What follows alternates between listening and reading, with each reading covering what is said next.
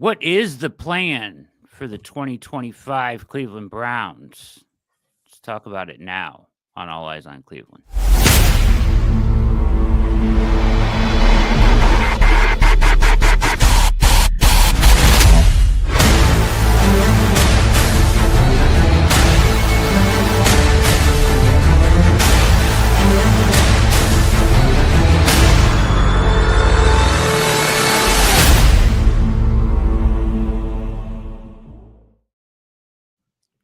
What is happening, chat? Welcome to All Eyes on Cleveland, home of the greatest chat in all the land. Good to see you all filing in. My name is Brad Ward. The man next to me is the big Case dog, Casey Kinnamon. What's going on, Case?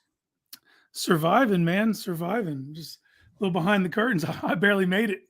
I had to. I got in here just in the nick of time.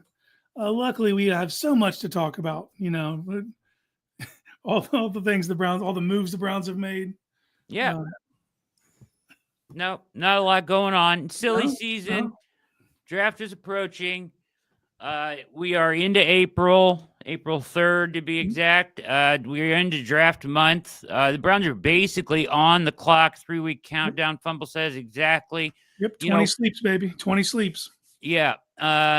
So, we will have it covered wall to wall here at the OBR. We'll have every hour of coverage. If they are drafting players, we will be live. Hopefully no DTR meltdowns like my infamous moment from a couple years ago, which in the end proved to be right, but that's neither here nor there. We're going to talk about tonight. We're going to take a look back at what the Browns have done so far this offseason, kind of examine a little bit of what Jimmy said the other day.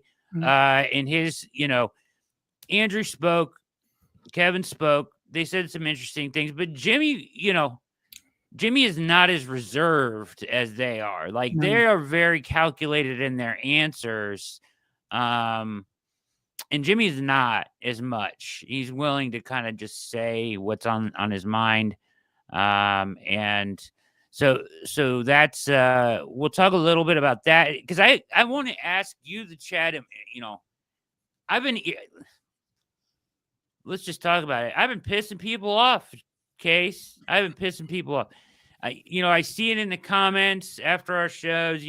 Somebody called me a little woman the other day after the react, because I guess I've been complaining too much. And after things I think I know, I was called out as well, about, my bitching about what the Browns process to this point in the offseason. And I guess it's really just a being scared that Kenny Pickett's the only guy in the quarterback room. So it is what it is. I mean, I can't really help the way I feel about it. I'm not going to lie to you and tell you. To the chat, though. Let me pose that question to the chat. Like, would you rather sit up here and carry water for the team and cheerlead, or you can watch Browns Daily. You can tune into that and kind of get that angle. Like, if we were to be disingenuous to how we feel, we're doing a disservice to everyone. What we are, us, authentically, and you have every right to be concerned. Like I get it. Like, and maybe we are completely off base, and maybe they view Pickett in a different way. Maybe they can get Pickett to play to a level to where we're not hitting the panic alarm. But as we sit here right now today, and him being the only quarterback in the room, like, think you are right to be concerned. Yeah, I mean, and we're gonna look at it, and then we're gonna look at some of what Jimmy said, and I'm gonna just kind of point out where the concern lies and why. Try to explain it a little bit better, and then we're also gonna do an AMA tonight. Try to set aside like 30 minutes or so, 40 minutes, hopefully. Ask anything you want to us. It can be about football, personal, TV, movies, whatever you want. We're going to probably do 30, 40 minute AMA. We wanted to a new fall sitcom, Big Case and Little Women. Yep. Print the shirt. Print the shirts, baby. Print it up. Let's go. Yeah. So, it's funny. And then I really irritated people today with my mock draft, which so you got did you see it? Yeah, I did. Yeah, so and I understand it's a bad trade. It would be a bad trade to go from 2 back to 15. Certainly I get that. But you're working with a mock draft simulator and it doesn't handle player to player trades very well. Yeah. So it's not like so I had to make that work. And surely it doesn't look like we got enough. I think in reality, probably that trade would have carried like a future first in it for us or a future second or third. Because it had Newsom in it too. And the concept was really just it was based in frustration. Yeah. It was based in like I want to do something that makes us Competitive this year. competitive right now. Let's You know go. what I mean? So I traded out of 2 to 15, got Cousins, a couple of top 100 picks, and gave up Newsom in the process. And in doing so, I took pick 40 and flipped that into Amos, the cornerback from Ole Miss. So you're taking a $13 million cornerback, you're trading him and getting one back who I think is better than him. He fits better stylistically, length, strength. He's Yes. aggressive. Yeah. And he's cost 1/10 of what Newsom does. Well, So then you can eat the 10 million on the whatever they ask you to eat, 5 million, whatever it is, you can eat it, you can absorb it. And then, I took Ibuka, Jaden Higgins, Sampson, just loaded up on weapons on the offense with Cousins, Connerly, to try to be competitive this year. And people didn't like it. It's probably not a good trade, but it was based in the frustration that what I'm talking about here. You know what I mean? So you'll have check out Case's mock tomorrow. So. Saturday. Saturday. I got to do it up tonight. Saturday. Saturday. Also behind the curtain. Saturday. My plan is to be at the beach. I'm thinking just a day trip. I live about 3 hours from Charleston, South Carolina, so I got to get everything squared away tonight so that tomorrow night I can pack and do all those fun things. Beach day. Yeah, man. We've lived here for a while now, and we've done like overnights to Myrtle Beach or to Charleston. Because, like I said, it's a 3-hour drive. It's not crazy. We're going to try to do it at just a day trip. Get up really early in the morning, load the kids up, not even tell them where we're going.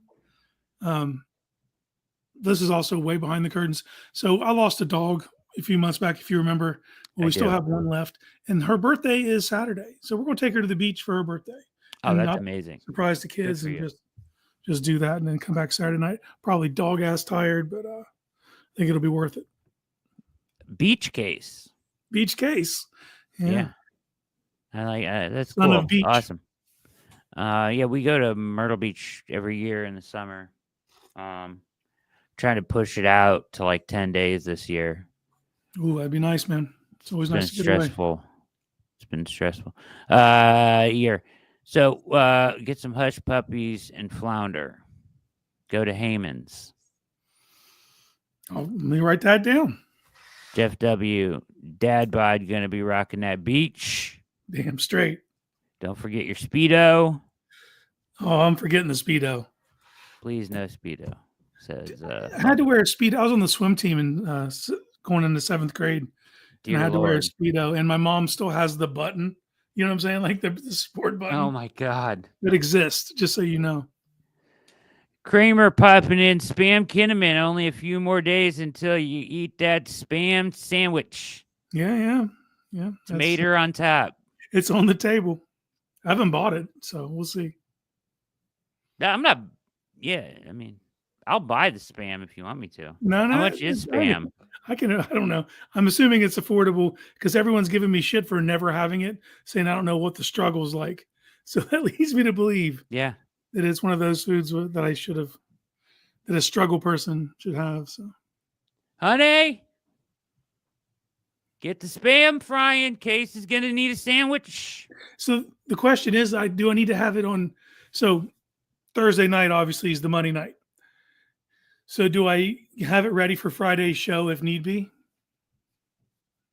Because I'm not going to be able to I'm not going to be able to call won't do downstairs it during draft. We draft the We won't do it during. Fry that spam up for Thursday night. So it'll have to be Friday, I think. No, I don't think we don't want to do it during draft coverage. I don't think. Well, we might have a lot of downtime, so we may have to put you and me together on Friday. Mhm. Oh man, or Saturday even. Saturday's a no-go because it's my wife's birthday. So that's Okay. the one day you will not see me, Okay. or you'd never see me again. Be one of those two things. So Friday I'm good. Thursday I'm good, obviously. Yeah, Jeffrey, I did see. We're gonna talk about what Haslam said, but beach blanket bingo Kinnamon.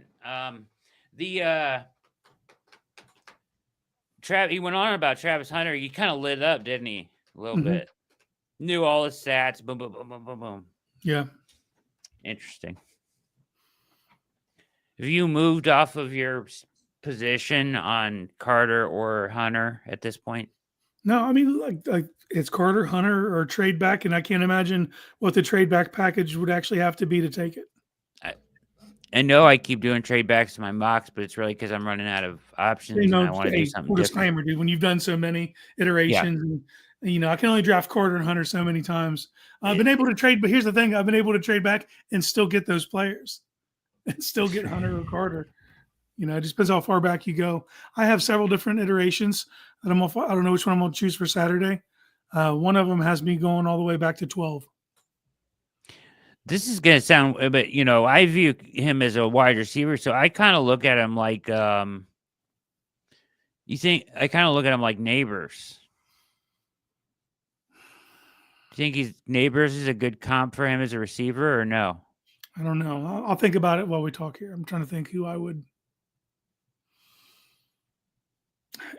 I'll tell you what, like the one thing that Barry said when he spoke about him before the combine, and I don't take anything Barry Stefanski says like as gospel, just because it's not their job to give you like what they're going to do. But when he did talk about Hunter's ball skills, he's 100% right, dude. His ability to come down footballs is unbelievable, whether on offense or defense. His tracking, his body contortion, his hands, obviously, like he is special in that way. I'll have to think about it. He's not that much smaller than Neighbors. He's 6 foot and change, like 6 foot and 3/8 and 188 pounds. Okay, Neighbors is 6 foot 200 pounds. Same size. Ballpark, yeah. Same size. OBJ is the comp, said OG Philly. Interesting. I see aspects, the body control in the air, his ability to adapt and adjust. And gentlemen, he is the same size as Neighbors. I don't know what you're talking about. He may be a little bit lighter than Neighbors, but I don't think that 200 on Neighbors that's a program weight too. No, that's what he showed up to when he didn't run the 40, like with rocks in his pockets. Yeah, and that's probably the number he was trying to hit, 200. Yeah, they are the same height and roughly the same weight. So I don't really know what we're saying. He's smaller than him. He's not. All right. You're watching All Eyes on Cleveland. We appreciate you. Do all the things. Hit like, hit subscribe, and then hit the notification bell so you know every time we go live with a show. 5 days a week here, multiple shows for you, and you're going to want to be tuned in for the draft coverage. 3 days, wall-to-wall coverage. We'll be on the air the entire time. So thanks for the Sharo. And I think Neighbors is a good comp. Fumble says 15 pounds. Yeah. Okay. Maybe. We'd have to see. Like I said, he weighed in at 188. He also didn't run. So that's didn't run. He didn't run. When I look at them, they look the same size to me. They're both slider frame guys. I am frustrated though. Like this is selfish. This has nothing to do with the player, and this has nothing to do with. But like I want these guys to perform at the combine. I want Like, especially if you're a dude as athletically capable as Hunter is, go in there and show off.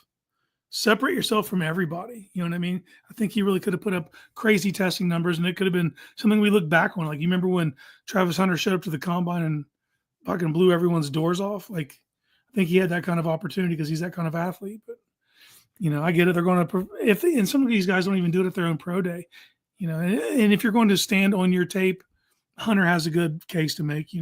We saw Marvin Harrison do it last year. If you have tape like that, I'm just selfish, and I want that for my entertainment. Word. All right, let's take a look at the Browns off season. You want to do that? Should be quick. Hey-o. Here we go. Back in January. Mm-hmm. Let's start there. We'll move through this quickly. Fired offensive coordinator Ken Dorsey, and offensive line coach Andy Dickerson. Signed Javon Cohen, all these guys, a bunch of guys to futures deals. Hired Mike Bloomgren as the offensive line coach. Signed Brady Latham and Ralph Hawley, the futures deal. Promoted, Tommy Reese to offensive coordinator. Named Tommy Reese offensive coordinator. Named Bill Musgrave quarterbacks coach. And signed Troy Hairston to a futures deal. Anything jumping out to you there? We know all this stuff already. So for me, like the early tell for me was when they promoted Bill Musgrave. I was like, okay, you're setting up for a rookie quarterback, is what it felt like at that point. He has a lot of experience bringing young guys into the league. Yeah. February 14th, they hired Christian Jones, tight ends coach, Sanders Davis, assistant offensive lines coach. I didn't even know some of these names when Kyle Hoke, assistant special teams, Adam Morris, assistant defensive line, and Ben Wilkerson, assistant offensive line. Mm-hmm. The coaching staff, they released Naheem Hines. Was anybody else unaware that he has a hyphen, a Miller? I did not know it was Miller Himes. Did not know? No. Then they released Juan Thornhill and long snapper Charlie Hewlett, who is now an Eagle, I believe, right? Yep. They didn't take long, did it? Yeah. Rex, local boy, Rex Sunahara is going to take over those duties, I believe, at long snapper. Yep. Yeah. Signed cornerback Anthony Kendall to a contract. Missed that one. Was he already hanging around? It might have been a late season addition, and then I'm not sure. Guy. I think he played for Tennessee. I could be wrong. Okay. Then the real signings came. Offensive tackle Cornelius Lucas, 2-year contract. Joe Tryon Shoyinka. Malik Collins, 2-year deal. Re-signed Myles Garrett to a 4-year contract extension that came March 9th. Restructured Watson. And tendered tight end Blake Whiteface and linebacker Winston Reed.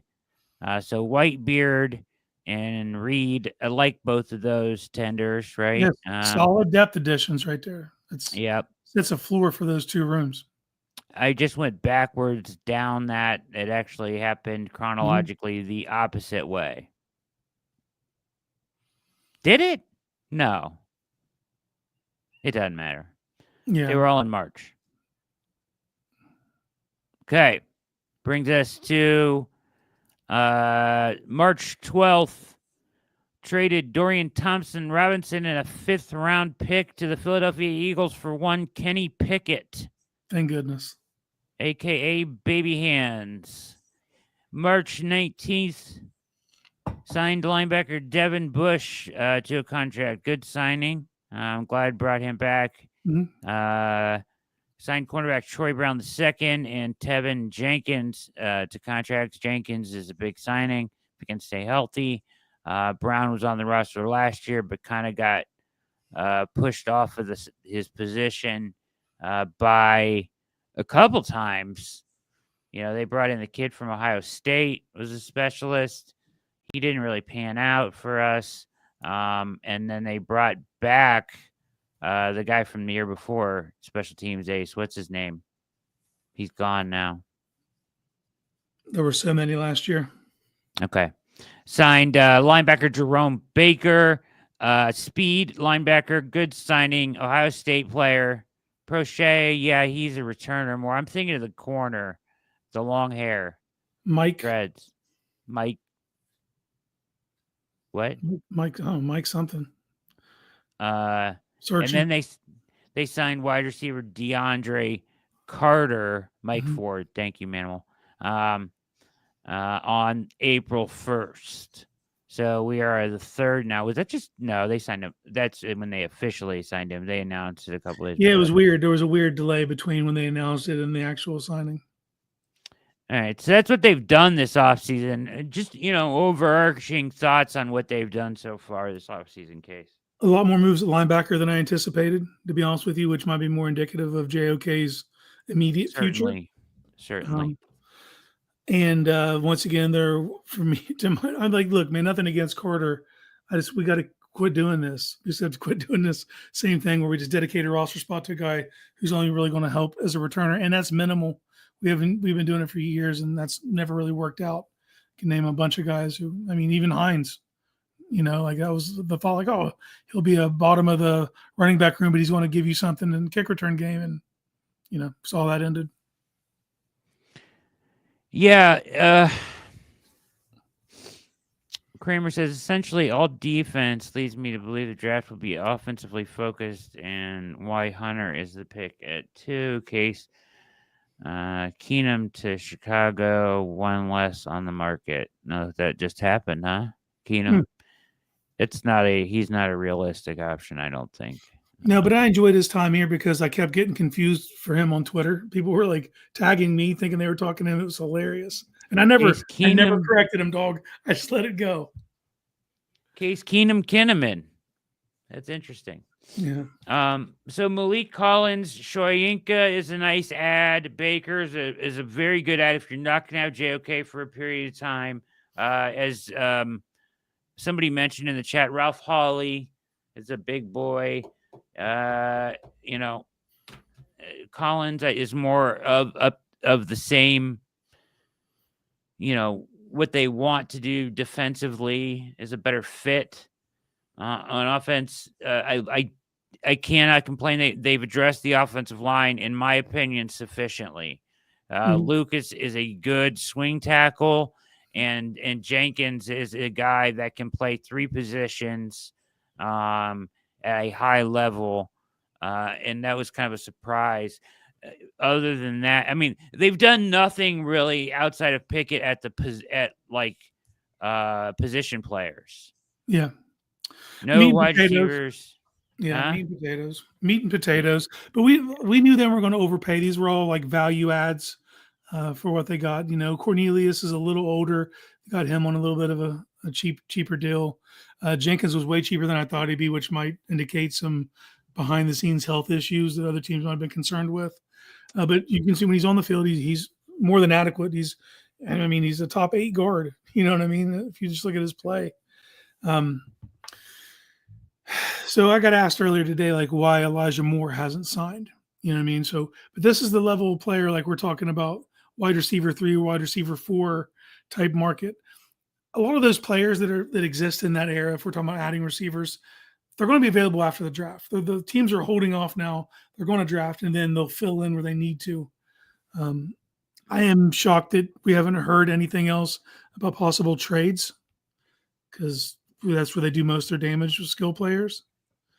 And, there's been no movement on that front. We're not hearing any rumblings behind the scenes.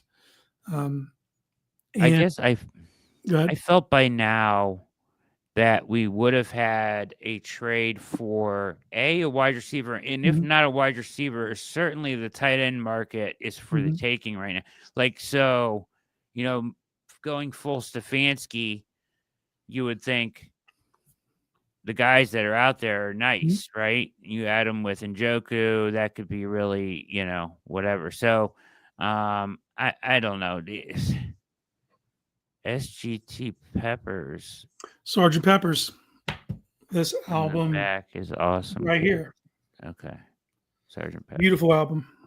Nice. It's a no skip. Good stuff. Thanks, Logan. Yeah.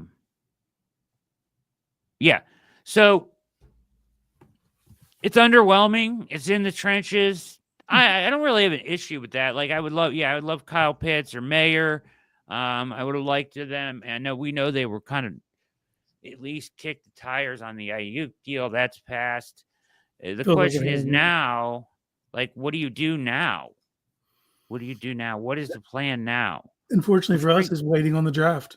Yeah, so you wait on the draft, and you're gonna. I would think they can't be done in free agency, right? Like they're gonna have to make more moves in tertiary, Mhm. free agency after the draft. You would think so, Yeah, for right? sure, for sure. Um, I would expect at least one or two of those moves to already happen. But the fact that they haven't, is correct. they're letting everything play out. They're going to see what positions they can attack, where they feel adequate, where they think they can add some pieces. And I would be surprised if they bring, if the draft doesn't unfold the way they foresee, and sort of like I can see Elijah Moore being brought back. There's a path for it. Yeah, yeah. Alec Pierce is interesting. Yeah, Certainly, if he's still on the trade market, I would agree with you, Philly. There. I know why he Let would be, but if they're dumb enough to trade him, and you need Yeah, a deep threat, that kid checks yeah. that box. So Haslam was talking, and obviously the biggest thing he had to say was about Deshaun, right? Deshaun has come out of his shell. He's got the videos out, and he was met with this comment from right away from a couple days after he comes out with where he's talking about his journey and all that and his recovery and wearing all Browns gear in Yeah, the Browns building, right? yeah, Trying to freak everybody the hell out. And yeah, then, then you get Haslam with the swing and the miss and, put it on me and D. yeah. Now, it wasn't just on him and D. No, This idea was born in the football side, but Mhm. he did probably push the chips in. It's an organizational fail. I don't think he liked being told no. Like, so when they were like, the Yeah. Browns are off the list, that Yeah. is like, well, how about now? You know what I mean? Yeah. And just, No, I you don't don't think he want liked being told no in the way that he was told no. Plus, you had done some damage. If we relive that, and I don't want to relitigate any of it because No, it's God, painful. no. But you had pissed off Mayfield at that point, so it was Yeah, kind of like when you heard no and Mayfield really requested a trade, you're really kind of in between, like what the hell. And I think they could have worked it out, but that the rest is history. yeah. So, that for me closes the book on Deshaun. Mhm. And you know, it's If the guy I who's writing the check is willing to eat the loss, yeah, then it's yeah, over. yeah. And he he says that as he's posting this stuff, it closes the book for fans. They needed to hear that. It's something the organization needed to Yes. say. The fact that it came from him is a good thing. Yes. I was super shocked though, because I knew that, like, obviously that's how they feel. I mean, Yeah, it's been disastrous, but I didn't think we'd hear why the dude was legally still on the roster. on the roster, yeah. I And figured they would wait and then they would admit their yeah, mistakes. Because everyone's like, oh, they just need to admit their mistake. It's hard to do when like Stefanski and Barry, they got to see that dude in the building. Like right. Jimmy, whatever. You know what I mean? Every day. Yeah. Yeah. So Jimmy's like, what? You know, He had some my cryptic check's already response. my check's already been cashed, bro. Whatever. Yeah. Yeah. He had some cryptic response. And it is what it is. Yeah. So good riddance. So then Haslam goes on to some more stuff, which I went through this with Pete, but I want to get some of your thoughts on some of this stuff. Mhm. He talked about the draft. If you had the number one pick, you could say, okay, we know what we're going to do. Haslam told the group of beat writers there at the Breakers and is it Tampa? They well, Palm Beach? It might be Palm Beach. they Either were way, they're they were in Florida. Florida. They were in Florida. Florida. I don't know if they were. It looked beautiful. That's all. I was very jealous when I saw the sunshine and palm trees. I think Andrew. So then he said they got asked about this. He said when you're number two, You don't control your own destiny. I think Andrew told you all last night he did not see us trading up.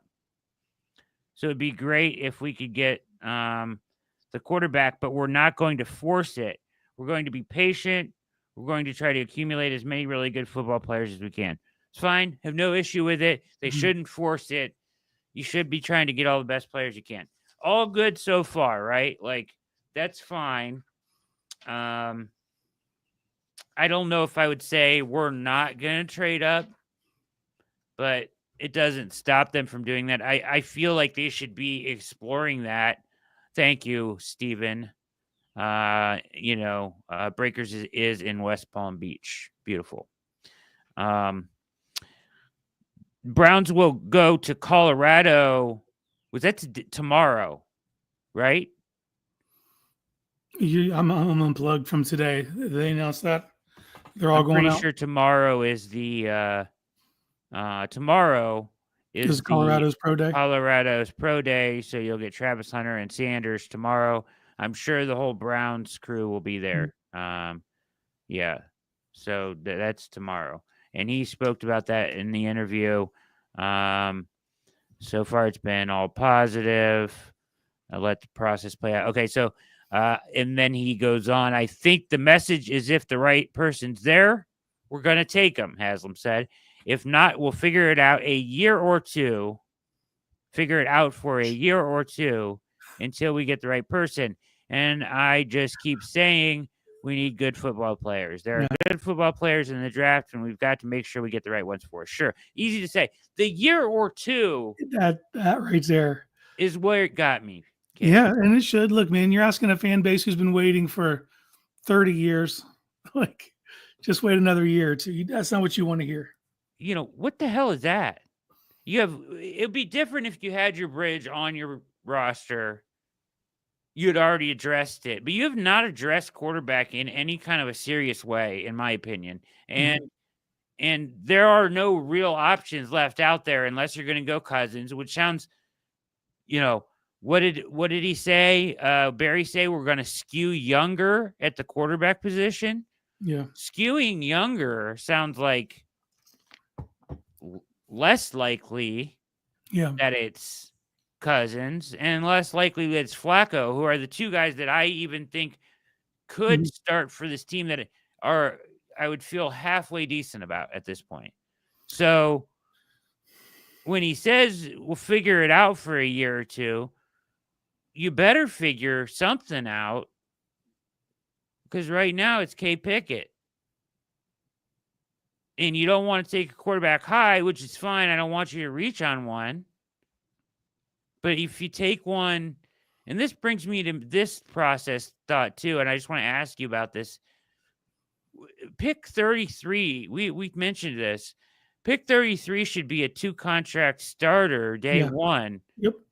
But you may be spending that on a quarterback, a project. Who shouldn't see the field in a perfect world. We obviously know if you want to see the football gods laugh, just tell them your plans. But so if that's the move, and you're saying we'll figure it out for a year or two, when are they plan on winning?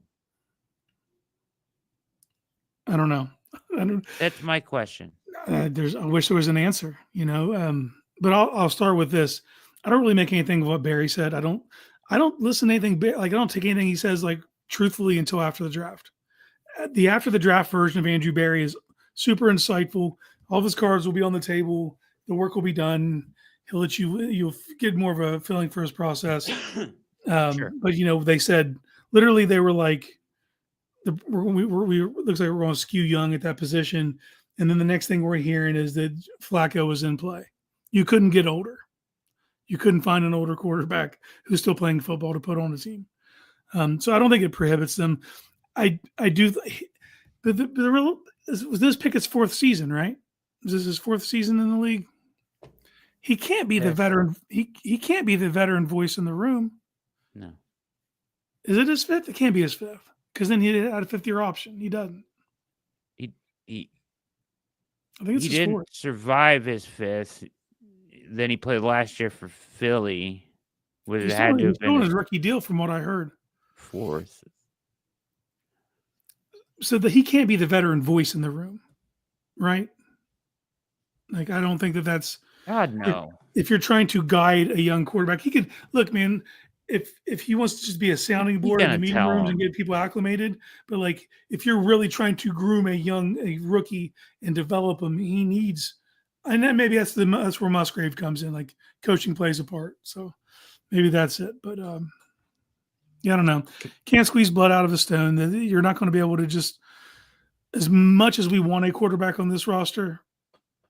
If they can't trade for Cousins, and there's nothing stopping them from signing Flacco.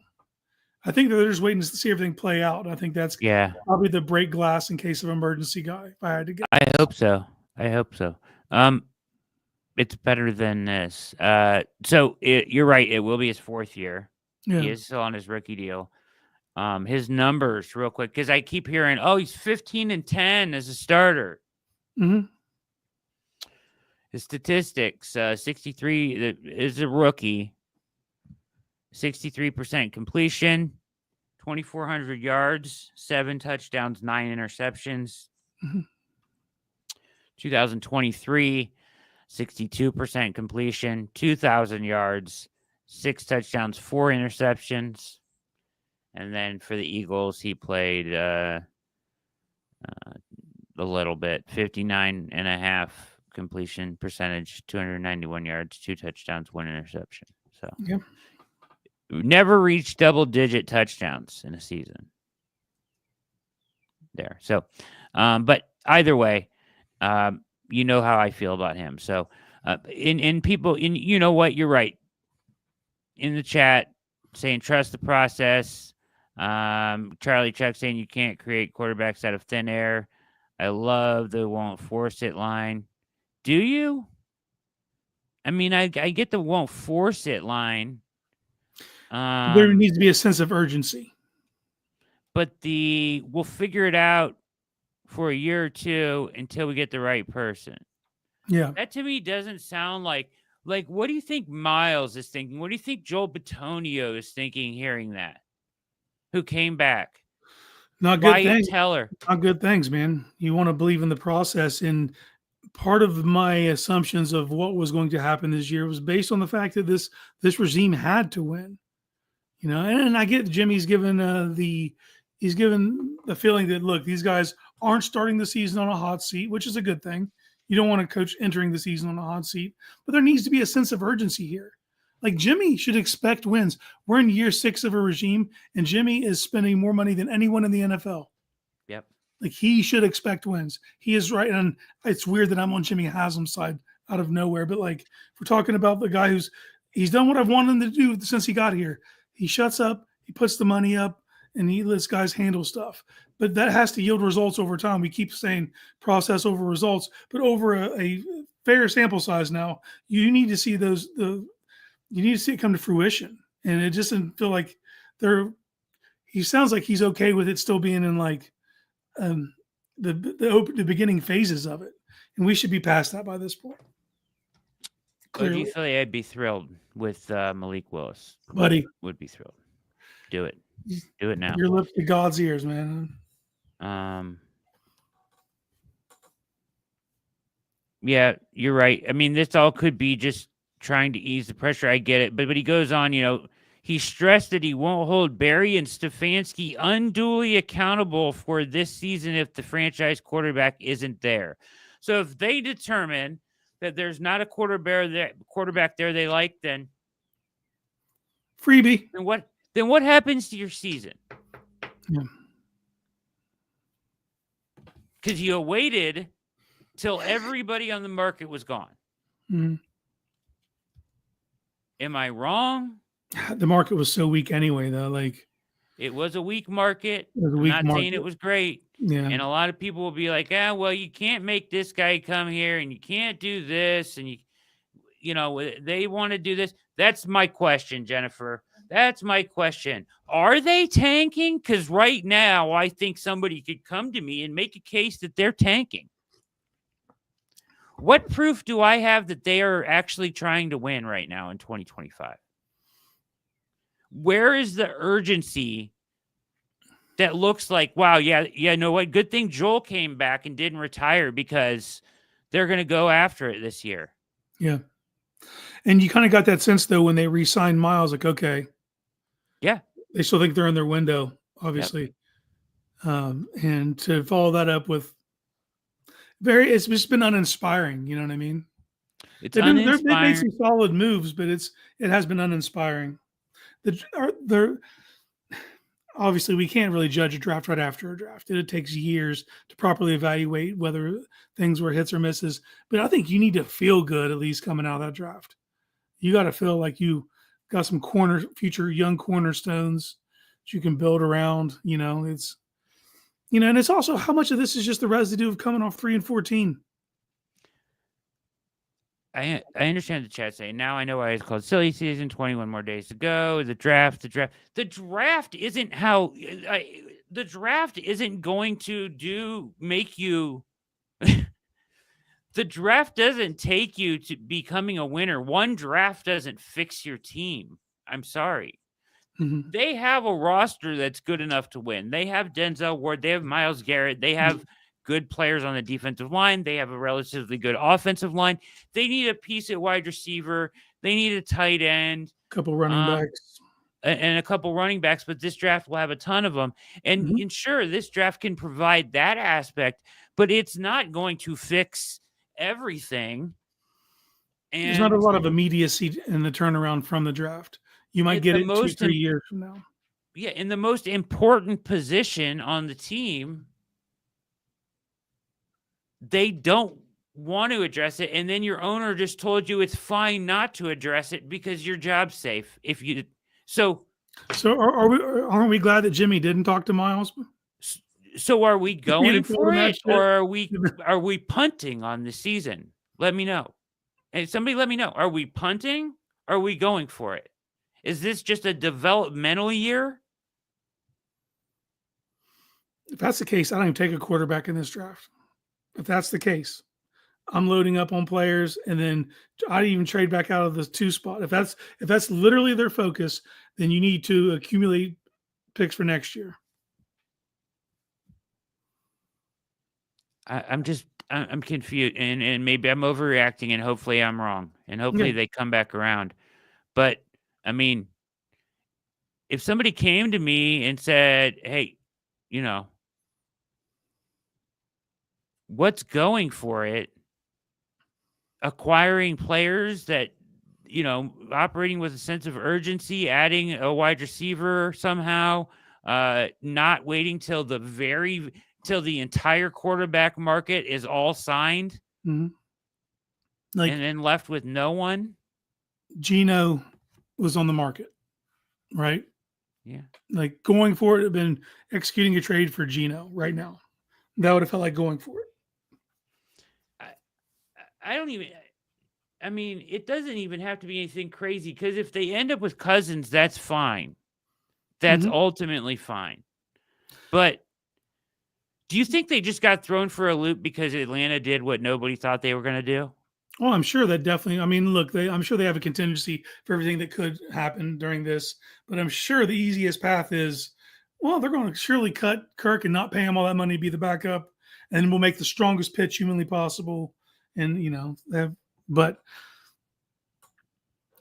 each day that passes, that seems less likely. Sure, if you prefer Carr than Kirk, that's fine. But those are, and that's not. I don't even know if that's real. I don't know. I know right now it's unreal because it's like $56 million to dead cap. I don't know if that changes. You're gonna have to wait until first. June. Yep. So you're not gonna have your quarterback till June. Or the scariest thing is they might be cool with Kenny Pickett. That's what I'm saying. They pulled that shit early on. They gave up a piece to go, a draft pick to go get him. Like, if they're just fine with Pickett, and then what? If it works out, great. But right now, it feels terrifying. But that's the plan. Anyways, I hope I'm wrong, and I hope this is crazy, but I'm just making the point that right now someone could come to me and make the case that the Browns sure look like they're tanking. Mhm. in 2025. They're kicking the can on quarterback, which is understandable because the Yeah. guy's not there. And then the owner is echoing those sentiments with, yeah, we'll find one in a year or two. Wouldn't make me feel great if I was Joel Bitonio or a No. veteran on this team in their last year. Yeah. Can we just at least admit that? I'm not saying maybe it's not. Maybe they're not tanking, and maybe they'll completely prove me wrong. And I hope so. But like, if you're a player on the team right now, hearing that from your owner, does that feel good? No, and if you just strictly frame it to a player like Joel Bitonio, whose his career is already set, like he rides off and he's in the Ring of Honor. You know what I mean? Like he doesn't. So what's he coming back for? Are we coming back to not be competitive? That is a tough pill to swallow, man.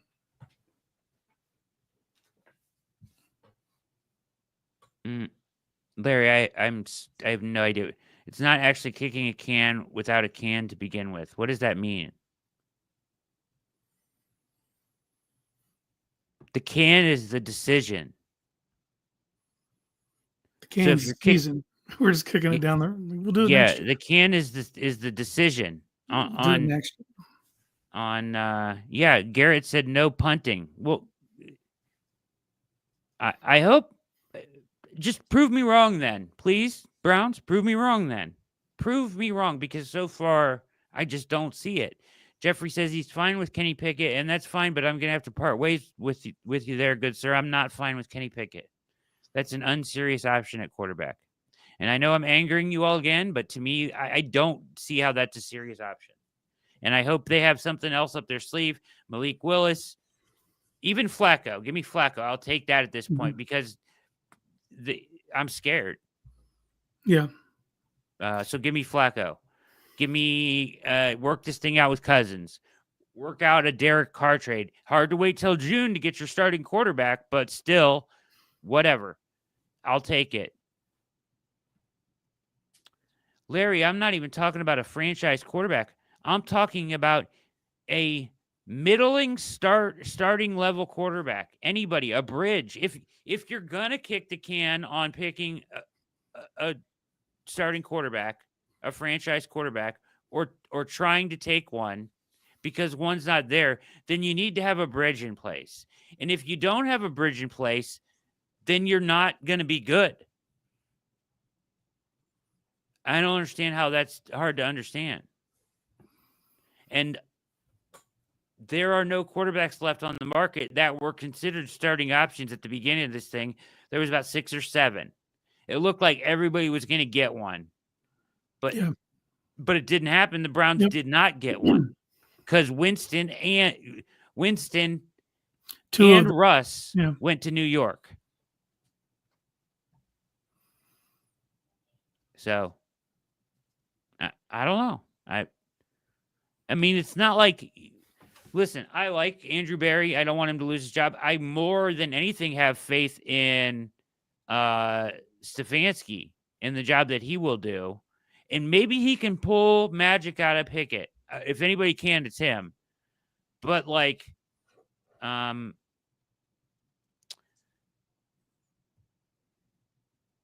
okay, Larry.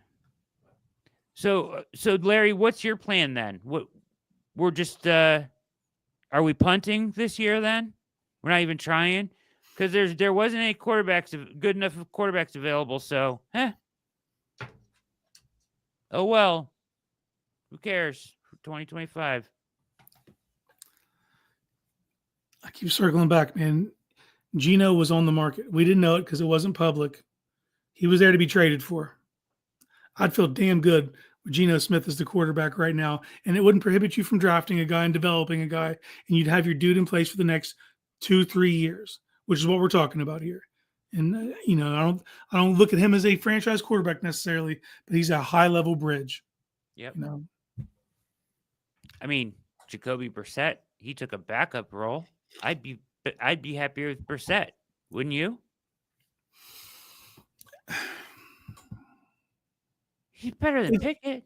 It'd still feel pretty bleak to me. I'd still feel bleak. Yeah, sure. Okay.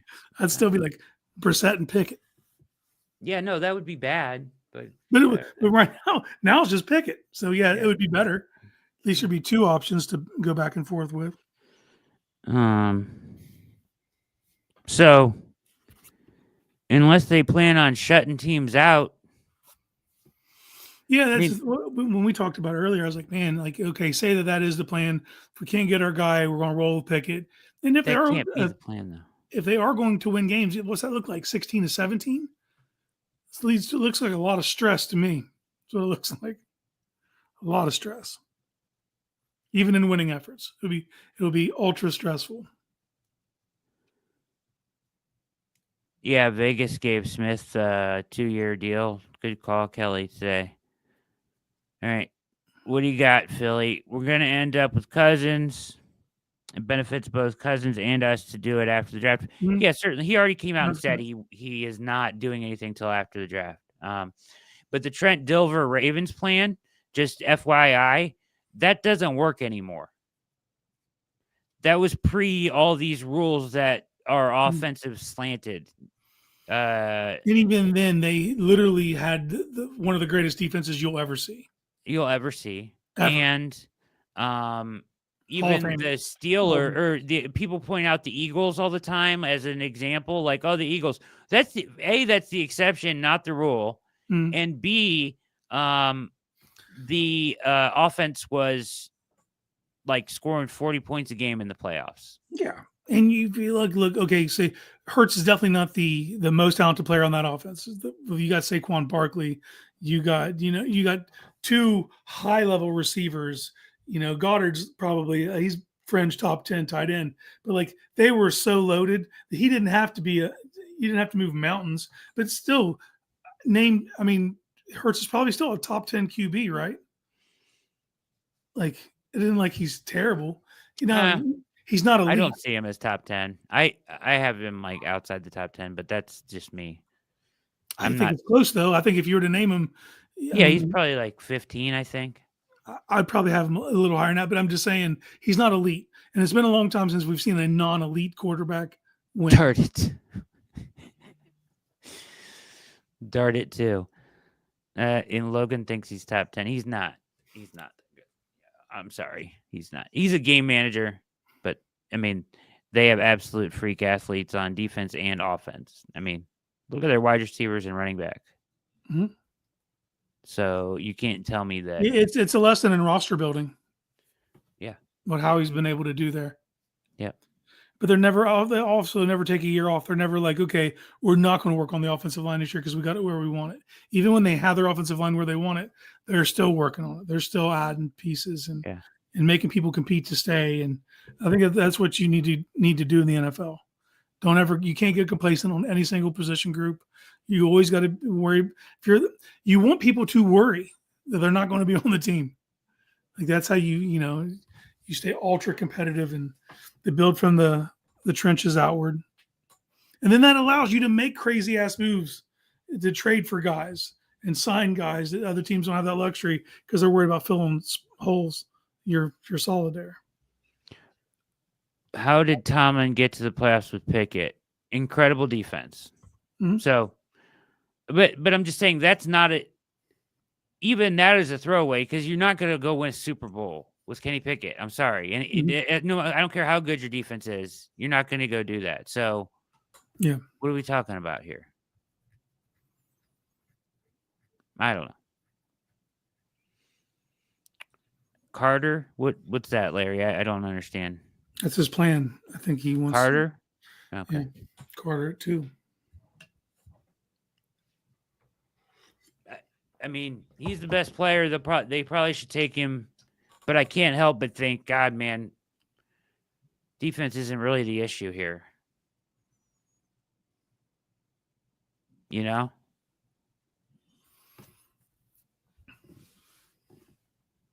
I don't think there's a wrong answer, too. If you go Hunter or Carter, I can make cases for both, and I understand both. It's not really what I would like to see right now. It's what I would have liked to have seen 3 weeks ago. Prior to this, and so I'm going to get off of it, and you guys, because everybody keeps saying that, well, what do you want? Well, what do you want? There's nobody there. And then people send me these messages saying, well, this guy wouldn't come here because of this, and this guy wouldn't come here because of that. Those are excuses. Those are excuses. Mhm. Your job as a GM is to get a bridge quarterback in here. I don't care what where his wife wants to live, or where, figure it out. This to me is insufficient. All right, I'm done. You're probably right, Philly. They hopefully end up with Cousins. I got scared. I would, draft Cousins. Trade for Cousins, draft Hunter. Let's freaking go, baby. I'm in. Let's do it. Let's do it. I'm all in on that. Let's go. If that's the plan, that's the plan. So let's do it. Yeah, I can totally get into that. Yeah, it's just the waiting part now. Because even if that is the ultimate thing that they end up doing, obviously the draft's not for 3 weeks, but then the pursuit of Cousins comes after the draft. And I don't think it comes directly after the draft. The thing with Cousins is, I think you're going to be waiting for a little bit. There's no guarantee on Cousins. That's what I'm saying. I think you're waiting. It was a coincidence, Kelly. There's multiple reports that he was not here for anything football. Cleveland Clinic is here, so he may have been here for something medical, but I don't think it was football related. Me and you too, Jeff. Me and you. I'd take Cooper Rush all day, baby. Bring him in. He's a better option.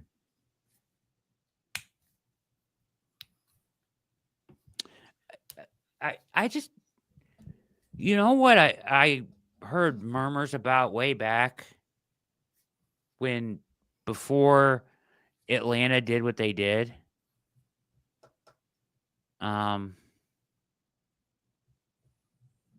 That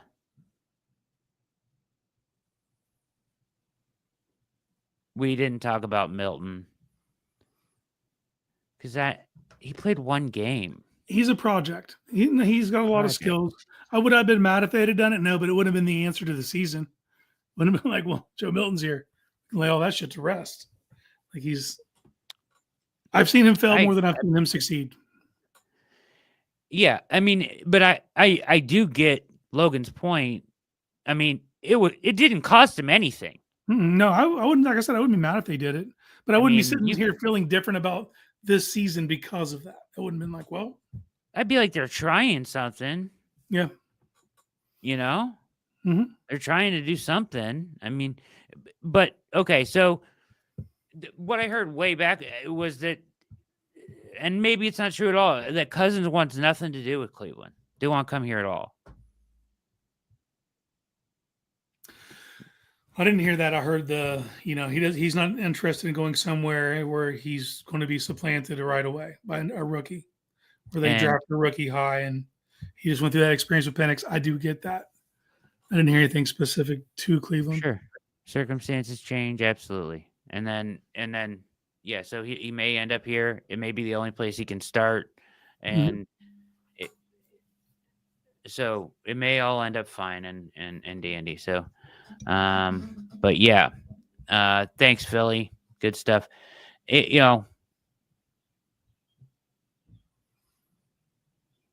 I think people get mad at me, but I'm underwhelmed. That's all. Yeah. I'm underwhelmed, and I feel like I would have just rather seen them be more aggressive at a quarterback if this was the route you're going to go. If your owner was going to get up there and say, yeah, we don't care, for the next 2 years, just find a year or two till we find the right guy. That's fine. That's the way you should do it. You should make the right decision. I want to show this video real quick because it highlights exactly what we're talking about. The right decision. You want your guys to make the right decision. You don't want them to feel like they're losing their job and get forced into a bad decision. But at the same time, you do want them to move with some sort of a sense of urgency, right? Yeah. And the question is, find the middle ground there for me. This was on 92.3 today. This is as far as what Andrew Berry's strategy should be with that number 2 pick. Well, you you can't just take a quarterback because you need one if you don't believe in him. I think, though, a lot of teams talk themselves into it. I think the Browns are unique because a lot of coaches or GMs, probably wouldn't have survived some of the ups and downs that they've had. But it's been a unique situation with Deshaun Watson, his contract, the owner's role in that. It feels like the coach and the GM have gotten a little more runway. And I would kind of give the organization some credit there. Like they think they have the right guys. So it feels to me like the runway for Andrew Berry and Kevin Stefanski isn't as short as it typically would be coming off the couple of seasons that they've had. With that in mind, then, it maybe does give you the opportunity to make the right decision if you don't feel like, Shedeur Sanders is all that, right? But if they feel like they're down, this is it, and we got to have a quarterback, I mean, that could be your best option, right? So I think that's how these decisions sometimes get made. And I think like if the Giants were picking second, I would think they would probably take a quarterback. I'm not as convinced, that the Browns are like everybody else. Kind of exactly what we're saying, right? Like, and that's a good thing, yes, because you want them to make the right decision. But like to the point of Ray in the chat, when are we just going to let Kevin pick his guy? I mean, that should have already happened. I mean, we're past the point of even look, man, we're in year 6 of this shit. These guys didn't just get here, and they can't just be victims of their circumstance when they create the circumstance. Like I'm not going to accept mediocrity. And I don't see how you can rise above that with Kenny Pickett. I just don't see it. Yeah. And like Charlie Chuck saying, agree with the call. Yeah, me too. Like you want them to make the right decision. You don't want them to feel like their job is on the line and they have to take a quarterback at this time. But if that's going to be the way that you go, right? Then you need to have, I guess, a better plan. Like this, like falling ass backwards into Cousins doesn't feel like a great process or plan. No, but that's with everything that's already signed, it's off the board. You're really not going to sign anything that's going to be a needle mover. So it's like the options are literally, for me right now, it's all trades. Are you going to trade up to get Cam Ward? Are you going to trade for Cousins? Are you going to trade for Malik Willis? Like, I don't see an option coming here outside of a trade that's going to make an impact this year. You're going to have to get creative now. And if the impact's going to happen this year, it's going to have to be a trade. And I guess my fear is that they're like, we already have the guy that we need for this year. Yeah. I hope that's not the case, but if it is, like, boy, I'll come on here and eat crow if we come back and you're 6-2 and the offense is humming, scoring 23 a game. I'll gladly come here and be like, boy, I didn't see that coming, but I don't think I'm gonna have to worry about it. Wait, Humdinger, your reply there doesn't even make sense. Did you marry a 5? He said top 5. So did you? He's not talking about 5 out of 10. All right, here's what he said. More excuses for Stefanski. Logan. Top 5 coach in the league. Surge. 2 playoff appearances, 1 playoff win, 2 coach of the year. It hasn't all been shit sandwich. Logan, did you marry a 5? More power to you. It doesn't even make sense. He said top 5 in the league. Come on, if you're going to have insults, BA, at least have them make sense. Doesn't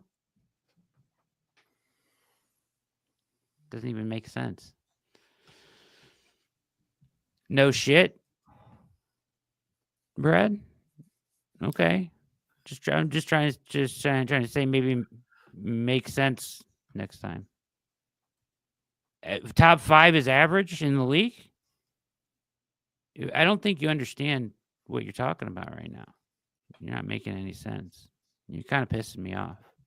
So, anyways. Let's switch gears. Let's get to this Ask Us Anything segment. All right. Let's do it. Fire some Sorry. shit up, chat. Let's get wild. It doesn't have to be football. It can be anything. And I'll start us off. Val Kilmer died this week, and if you're my age, Brad's age, Val Kilmer was a big deal in the '90s. Man, Dude, hell of an actor. he went on a run. Yes. He went on a run.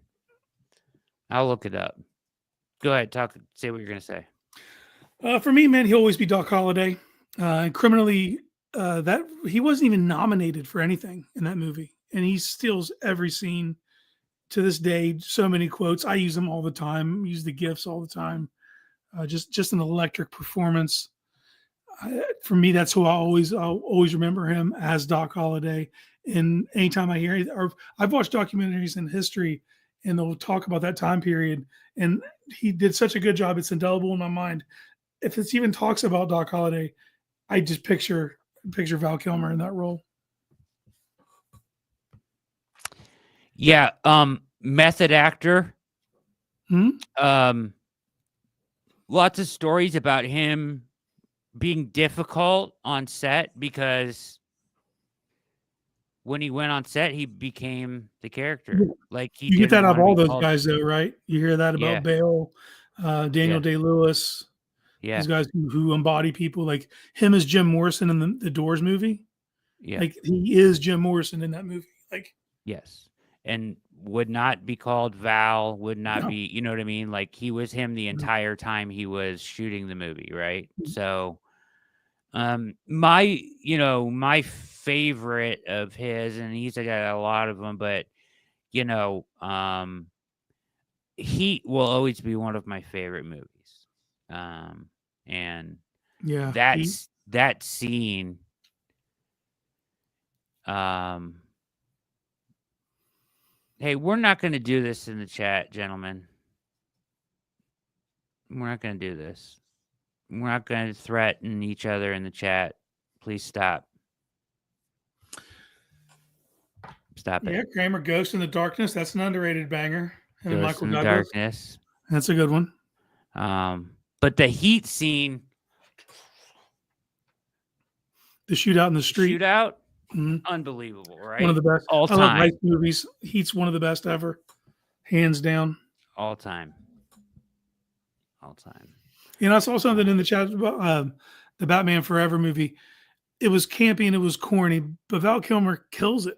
Like he was perfect for it. If I wish it would have been a grittier version, because he could have went there. And it wasn't. It was just the time Joel Schumacher was directing him at the time. It was like neon. If you think about that movie in general, to have Jim Carrey and Tommy Lee Jones in that movie with him, like those are tremendous actors. It wasn't a good product. Wasn't a good script. Val went to therapy to not be Jim Morrison after the movie. Yeah. Wonderland. He's in Wonderland. Yeah. Shutter Island is probably my favorite movie of all time. Leonardo DiCaprio should have won an Oscar for the movie. Do you like that movie?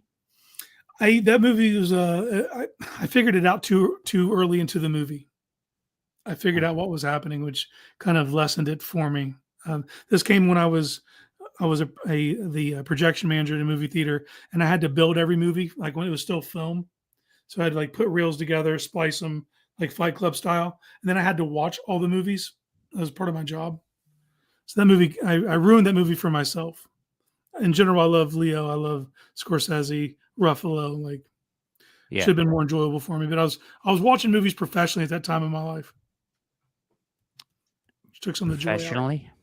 Yeah, I got paid. I had to build them. Like I said, like Fight Club style. They'd come in these reels, like usually 5 to 7 reels. They'd be lined up either heads or tails, and you had to connect them. You had to splice them together, put them on a projector, and then I had to watch them to make sure they were flawless. You know what I mean? To make sure all my splices were correct. Did that for a few years. As a job? Yeah, I was the head projectionist of a movie theater. This is before I took over as the manager. Wow, that's impressive, Case. It was they didn't pay for shit, but that was a fun gig. I could show up in shorts and a t-shirt. No one knew I worked there. I'd had keys to the theater. I was there all night long watching movies and stuff. Axeman 213 with question: what is your go-to fast food restaurant and what are you ordering? right now, if you were asking me that right now, it's Jack in the Box. They have a double bacon smash Jack, They have buddy. Jack in the Box in South Carolina? Yes, sir. Yes, sir. They do. I thought it was only out west because I lived in No. California for 2 years in Santa Rosa, and they had it was really good out there. Mhm. Jack in the Box has everything, don't they? They Yeah, have, you like, get these little mini tacos. tacos. Like it's Oh, those tacos. it's weird, right? So many late night tacos from Jack in the Box, so Yeah. gross, Yeah, they but get good at the same time. the double bacon smash Jack right now is the move with jalapenos on it. Really? That's the one I would throw down for that one right now today. I guess I'm right now, you consider Chipotle fast food? If you have to get out of your car, I can't consider it fast food. You don't have to get out of your car. The ones here you have to get out, you have to go inside. Really? Yeah, they don't drive through windows here. Put it in the app, drive up, hand it to me. Yeah, no. I mean, like a drive-through window. Like you got to like the experience is just pull Yeah. off the street, order in the box, pull around and get it, not through an app. Like being Okay. Buck Rogers in the. All right. Well, I guess then. too So then I high-end. can't go Jimmy John's either. Yeah, drive-through Man. window. The experience of going to get fast food. Popeyes is dope. I'm a huge proponent of Popeyes. May or may not have eaten that today at lunch. I think I'm, to my core, if I had to do it, obviously Chick-fil-A. Hmm? Can we, dude? Chick-fil-A needs to, like, the people who put that business plan out. They need to take over shit. You know how efficient those lines are. They're very efficient. They could be lined up off the street, dude, and you're getting through that in 5 minutes. I don't give a shit. Like, they've got to figure it out. That's high level stuff. What do you guys think of Caleb Johnson at 33? Okay, so if I'm looking at running backs in that range, the top one for me is Omarion Hampton. When I'm doing these simulations, he's often sitting there, and if I'm thinking running backs, I consider him he has all the tools. I look at Johnson as a primary early down running back right now. I'm not saying he can't develop into third down skills. I'm more comfortable later with Johnson given his skill set. If I'm taking a running back at 33, I need you to be everything. I need you to be on the field at all times. And that's where I look at Hampton. The 33 pick's interesting because we talked about a lot of people keep forcing quarterback into that, but the quarterbacks are available. In my opinion, you're going to have to set them for a minimum of a year.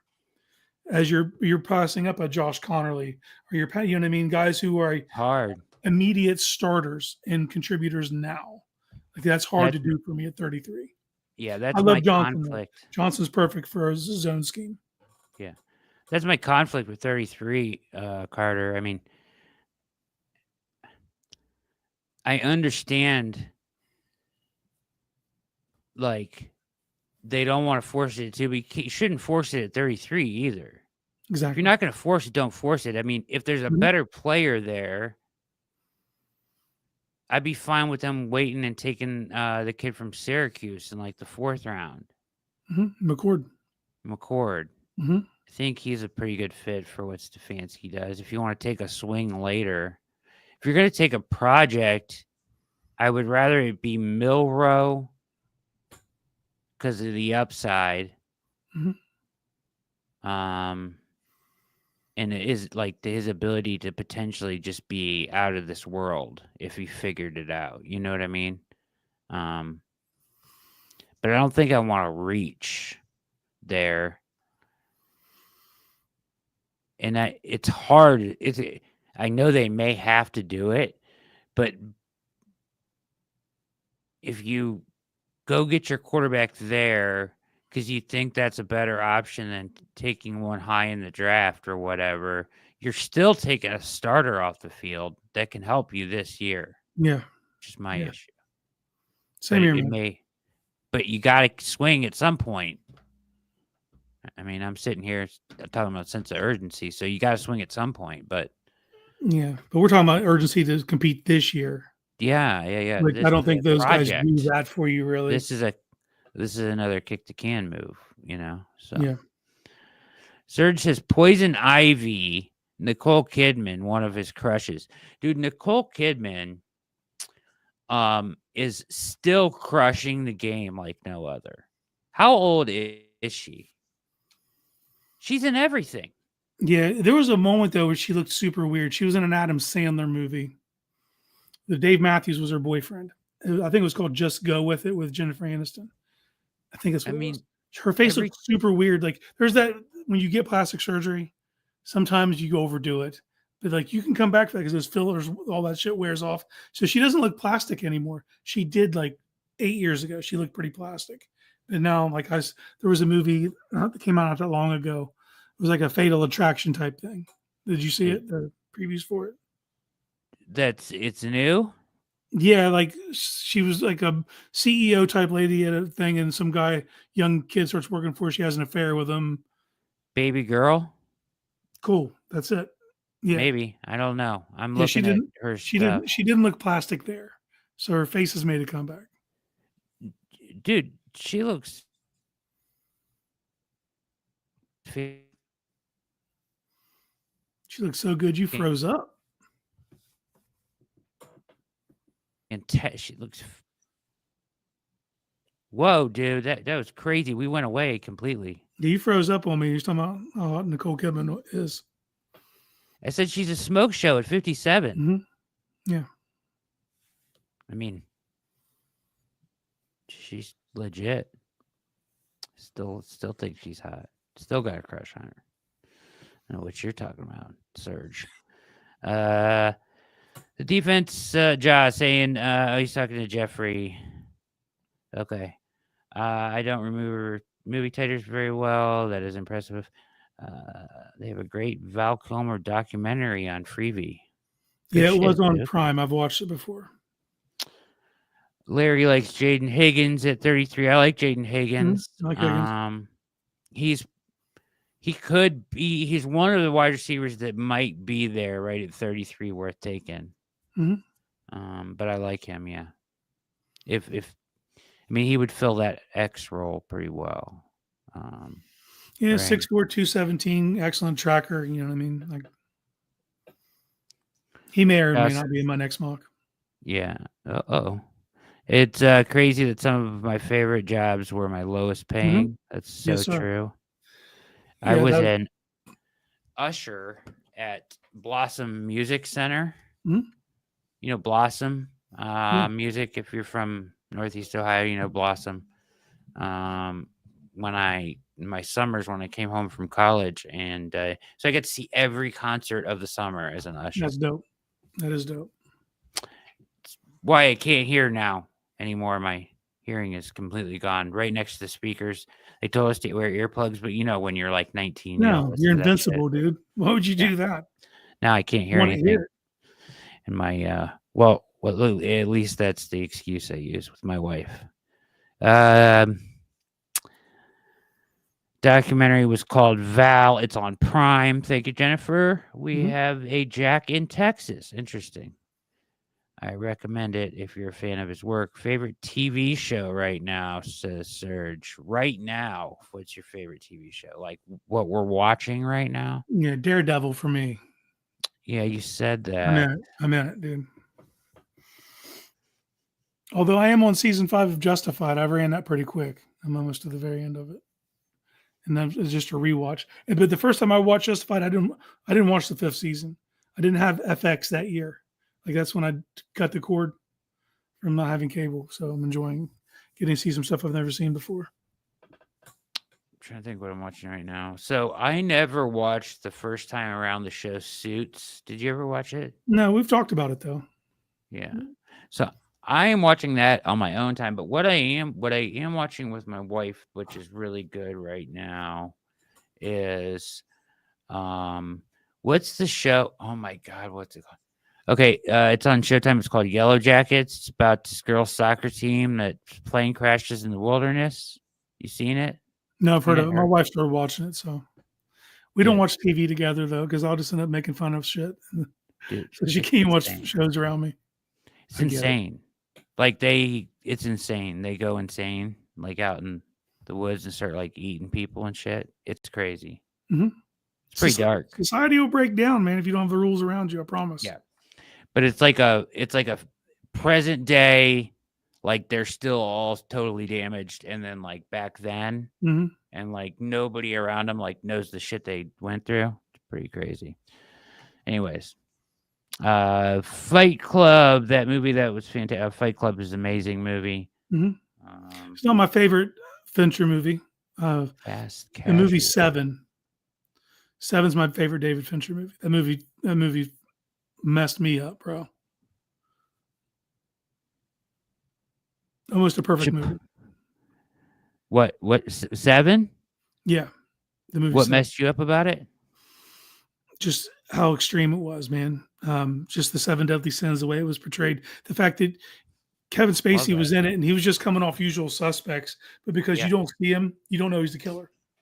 So then when it is revealed that he's John Doe, and then the head in the box scene at the end, bro, like that was a movie, bro. That was damn near a perfect film. Yeah, Seven was amazing. So was Usual Suspects. So Chipotle is the thing that started Derek Carr on the wrong foot in New Orleans. What? Whatever, man. Captain Cole's Cash is addicted to Chipotle. Yes, he is.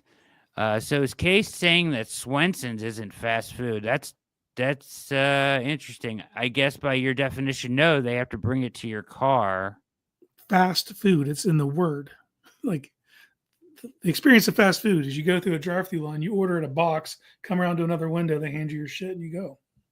I guess. But you pull up and order it, they make it, bring it out to you.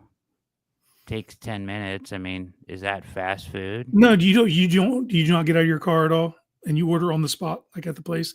Like, is it You like can eat it, box? but a lot of people eat it there in the car. Yeah. It's Sonic. Sonic's the same way, right?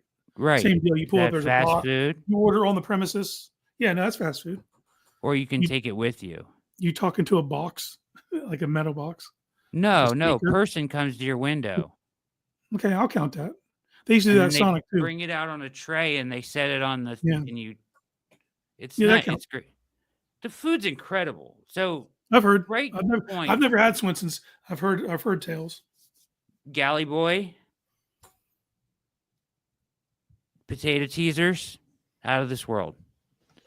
Good call, Jeff. Swenson's is probably the best fast food. There we go. I don't know what means I got something I got to do. Yeah, if you've Jack in the Box is a it's not a thing we have up here. But it's like kind of like I think they're in the same chain as like Hardee's, right? Or not? I don't know. Culver's. Oh my gosh, Culver's slams. Damn. Yeah, they're butter burgers. And they have seasonal pretzel bites. They're seasonal. I don't know why you don't grow them. They don't have to be fresh, but they only have them seasonally. They're amazing. Case, where are you originally from? Chillicothe, Ohio. Okay. So you never had Swenson's? No. And I've been to, obviously I've been to Cleveland a ton of times. It's just never been my thing. Yeah, I'm from about 45 minutes south of Columbus. Ooh, Jeff Tucker says Culver's or Arby's, Gyro, whatever you want to call it. Hero. Jennifer Swenson's. Yeah, so that's my next thing. Next time I come to Cleveland, that's where I'm going. No, yeah. I'll take you. Amen. Come by here. I got one right by my house. Nice. All right. Would you take 2 tight ends in the draft? 1 a receiver and 1 a blocking tight end. I would not. It depends on how the board falls. You need those things. Those are things you need. But there's also, like we talk about, all these actual like playable tight ends that are on the market for trade right now. So that could knock that need out. But if that doesn't come to fruition, and if you tell me I get Elijah Arroyo early in the draft and Jackson Hall's late, I ain't gonna be mad at that. Look down. Fumble. Arroyo and Haas. Same. I'm telling you, Dude, Same. Halls is the funnest Same dude. mind. Halls is the funnest dude. His tape is like he's a pulling guard. He's a pulling guard playing tight end. It's amazing. Larry thinks Hampton's vision is poor. I disagree. Yeah, I don't see that. Jacob Roach. What's up, Jacob? I wonder who the last guy to play both ways for the Browns was. Do you know, Case? I don't think The anybody last ever guy to play has. both ways. He's going to say it's Mike Fury, but I would argue that we've had a defensive tackle play fullback more recently. Oh, absolutely. Yeah. So boom. For sure. And then who? Yeah, I don't know. And I think we put didn't we put Odell out there on a jump on a Hail Like a deep third Mary safety. Yeah, on a Hail Mary play did. once? that did happen. So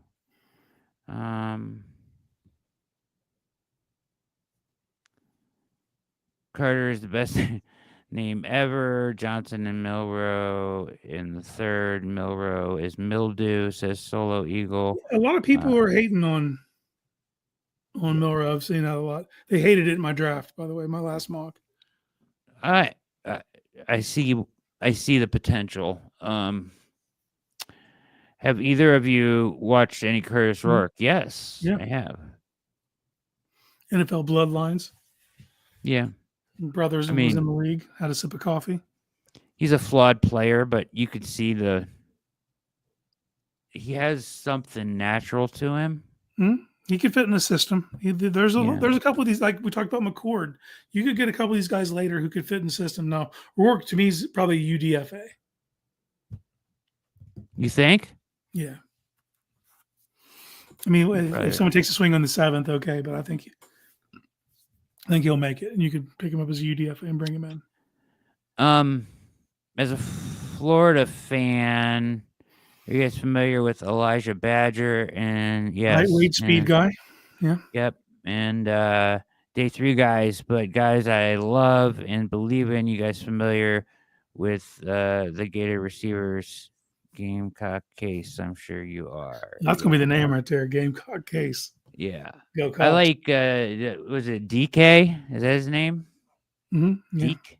I like him better than Badger, but I'm yeah. intrigued by Badger. But Badger for me is in the same boat as like Thompson from Tennessee. Like I'm not mad if you take a stab on one of those guys late as a height, weight, speed guy. Cool. You need guys like that on your roster. So Do you see any late round first projections, talent sliding to 33? Good question from Soul Train. Yeah, it always happens.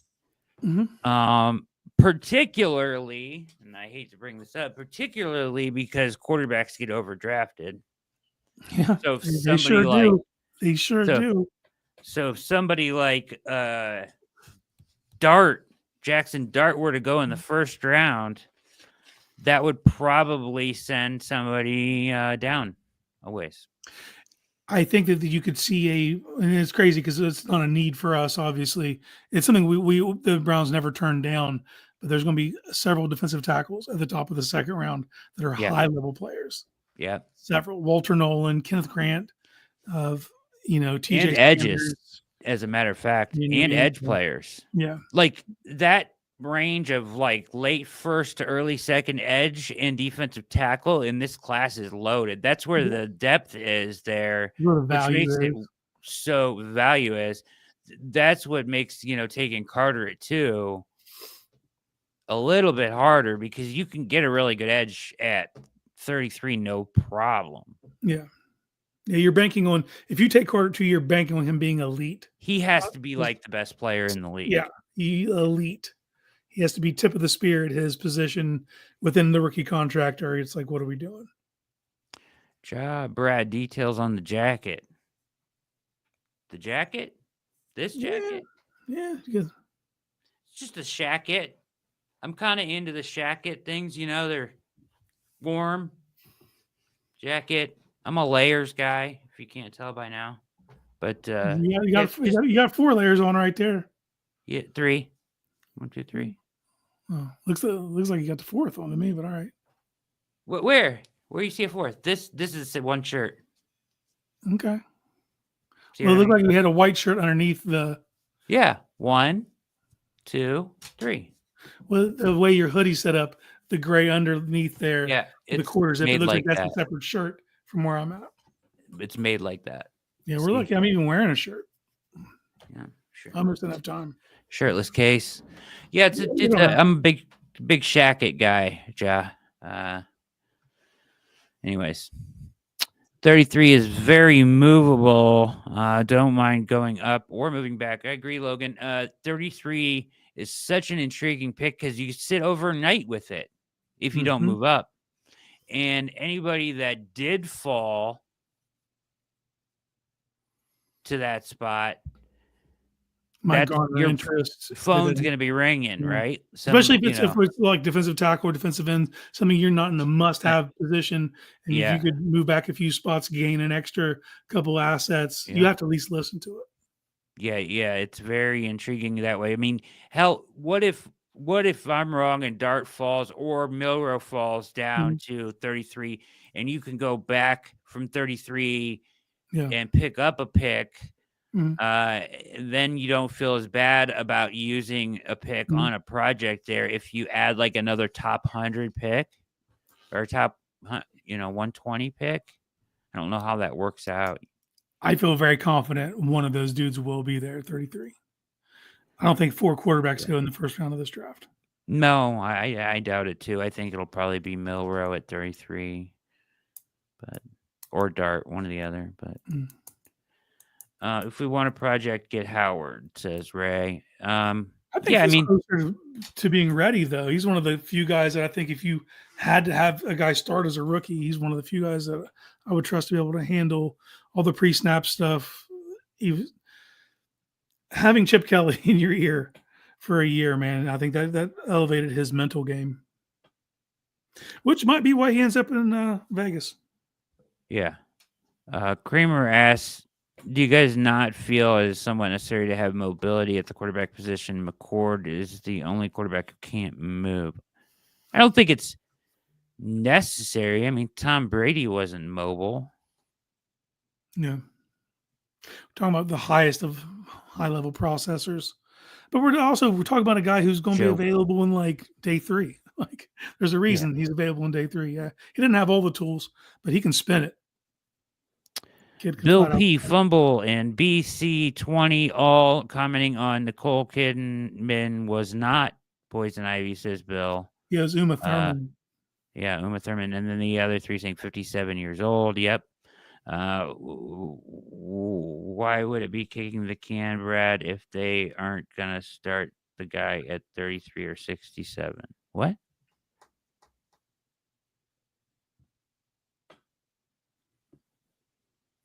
I'm confused. Maybe elaborate. I don't know what you mean. I'm saying kicking the can on 26 to 2026 on picking your franchise quarterback to 2026. You're not picking your franchise quarterback at 33. Picking a project there, more than likely, in this class. And they could turn up to be that guy, but it's going to be down the line. It isn't. Yes. It's not your pick at 33 or 67 isn't going to be your savior in 2025.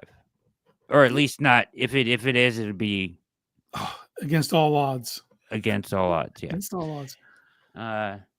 Don't know if it was last two-way player, but Autogram also played DB. Lou the Toe also played defensive tackle. Favorite late round running back, mine is Damian Martinez. Mine is, you know what mine is. What's yours? Yeah, Jordan James. Yours is Jordan James. Jordan James, Oregon. I love Damian Martinez, Devin Neal. There's so many good running backs. I've fallen in love multiple times. Another Autogram fact, he won an NBA title as well. I don't think I was geeking. I don't think I would say I was geeking over Nicole Kidman. I said she's a smoke show at 57. That's true. My crush at that age would have been Daisy Fuentes. Huh. The MTV VJ. Yeah. Daisy Fuentes and had my junior high heart. Junior. Pulp Fiction, Goat, or The Thing. One of the few. X, says Larry. Dead Calm was awesome. Mm-hmm. Yeah, that's Billy Zane, I believe, is in that movie. Kyle Williams is my guy, Soul Train. Yep. Kyle Williams is the guy. However, I think he will be coming up boards. I think he's going to go a lot higher than people have been mocking him. I think he's like a second-round pick. I don't know if he'll climb that high, but I agree that he's a day 2 guy who could go in the second, could go in the third. But if you look at mock draft simulators right now, you can get him in the 6th, 5th. That's insane. There's no way he makes it to day 3, in my They opinion. don't have time to get to all these guys, man. People can talk shit. Like when you get past evaluating 150, 200 players, there's some guys you're just not getting the full attention. Luke Lachey, sleeper tight end. I like Iowa, underutilized. I feel compelled to say it's Lachey. Lachey, sorry. Son You of should feel Jim. compelled to say that. Son of Jim. Jennifer likes Blossom. Yeah, Blossom is awesome for sure. You been to the grog shop in your neck of the woods? No, but I know it. Nothing Seen better some than hip-hop drunk. shows there that were raw, man. Yeah, Raw. rolling down the hill by the end of the night. Yes. Also, when it rains and they used to have Ozfest there, the mosh pit at the base of that hill became just absolutely mayhem. You could die in there. The Boys, I'm waiting for the last season.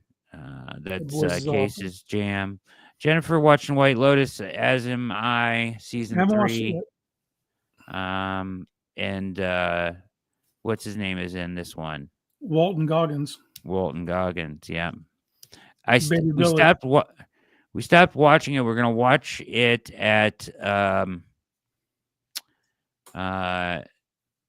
after it's over so we can binge it because it was going kind of slow at the beginning. All right. Wu-Tang or Bone Thugs? Answer wisely. I'm gonna piss a lot of people off. It's Wu-Tang, and it ain't even close. Wu-Tang changed everything. It revolutionized hip hop. I know they're not from Cleveland, but if we're talking as a collective, it's not even close. It's a landslide victory for Wu. So I have to preface this answer with I was a massive fan of both. But I prefer Bone Thugs and Harmony. That's because you're from you're crippled by your. It's not Wu-Tang's catalog, dude. It's. I just said I love Wu-Tang. It ain't even close, man. Wu-Tang forever. You know. Oh yeah. I could. Cash rules everything around me. Yeah, cream, get the money, dollar bill, y'all. Dude. And then, but Bone Thugs was. It may have. You're right, actually, because Bone Thugs was introduced to me at such a young age, and it was right when, East 99 came out when, and Creeping on the Come Up came out like when I was like in middle school. Yeah, 93 to 95. Like that and Tupac were like the first rap I ever listened to. Mm-hmm. And I get it, man. Like it was even living as far away as I did from Cleveland. I'm 3 hours south. Like it was a big deal that even Bone is from Ohio. Like at that point, but nah, man. Wu-Tang it's part of my DNA. I've changed my outlook on how I looked at MCing. To this day, man. Like Ghostface, Inspector Deck, Method, they're still killing it. They're still doing it, and we're talking. 30 years later. Damn, dude, I'm so far behind on these comments. All right, let me try to get up to him because I got to go here. I got a spot to hit on 1100 a.m. If you want to hear me on D-Man, Dennis Manoloff Show, 1100 a.m. I'll be on at 9:04, but I gotta get out of here. So Outlander, Landman says Manimal. Both. I haven't seen Outlander. Have you seen Outlander? Nope, have not. Landman is outstanding. Soul Train says Leichy is interesting. Bill P says Severance is the best show on TV. I've heard that. I want to watch it. I have not gotten to it yet. 1923. I've heard that's good too. I just can't. I don't know if I can get into that one. Because then you have to watch all of them. Landman was great. It's too much. Because you start watching Yellowstone, it's too much. Yeah. But The Pit is great. I started The Pit. You're absolutely right, Serge. The Pit is excellent. If you do like healthcare drama, it is modernized, and it's not real. There's no soap opera aspect to Pit. It's very 24-hour. Each episode is an hour in an emergency room. Very good. Oh. Did you guys watch Dark? I did and enjoyed it greatly. Very good show. I've seen the loading screen where there's two sides of a cave that are identical and mirrored with each other. Sci-fi, time travel stuff. You got me at that one. I like time travel stuff a lot. I think I'm prone to that because Back to the Future. Yes, Landman for sure. Charlie Chuck. You guys ever watched the movie Lawless? Tom Hardy and Shia LaBeouf. Yeah. Have you seen it? I haven't. It's basically the origin from how I got to Ohio. My great-grandfather was a bootlegger in the hills of Virginia, and the feds came in and smoked him out, and he ended up pulling his family to Ohio. So near and dear to my heart. 7 is the perfect number. What's in the box? Why is everybody saying what's in the box? The last scene from 7. Oh, when Gwyneth Paltrow's head gets mailed to UPS, brings it out to that field. Yeah. Cousins at Chipotle. I watched 7 with my girlfriend and her dad. A little awkward. Amazing movie. That would be awkward. Me, either case, I get stuck with Dancing with the Stars instead of Monday Night Football. That's rough. Yeah, that'd be terrible. Mr. Brooks. Yeah, man. Kevin Costner is a psychopath. Yeah, I've heard of it. I haven't seen it. I built it. The old-fashioned fast food at the Hoop. What? Fast food doesn't feel convenient like it used to, especially cost-wise. Yeah, you spend $5 to get a whole meal, and now it's that might get you the sandwich, maybe. Like they did in the 50s and 60s. I think he's talking about Swenson's, how they come up to your Sonic. They're all saying the same thing. 7 was a forever freak. Yes, 7, fantastic movie. Now I want a milkshake from Swenson's for sure. Milkshakes are killer there. Case got to travel up here for a game. Yeah, we'll do it. We'll make it happen. We should do a live show. Yeah, we should. We can do it right here if you want. Or we can do it at the stadium. Fast food leads to medical problems when you're old. Thank you, Larry. I'm a big fan of Steak and Shake. Jeffrey. I'm a fan of their hours. Huh? I'm a fan of their hours. They never close. Yes, I am too. And they do make up. They do. I can get down with it. On the fast food topic, who's keeping Burger King in business? Good question. Culver's is the best, hands down. Culver's is bomb. I love Steak and Shake as well. Shit case, I wanted. I worked in Chillicothe. Where at, Levi? Where'd you work? Near Gallipolis. It's on the border. It's where Mothman is across the river in Point Pleasant, West Virginia, on Route 35. Go get a pie in Little Italy. Okay. I grew up near Orlando, but have family in Parma, hoping to visit eventually.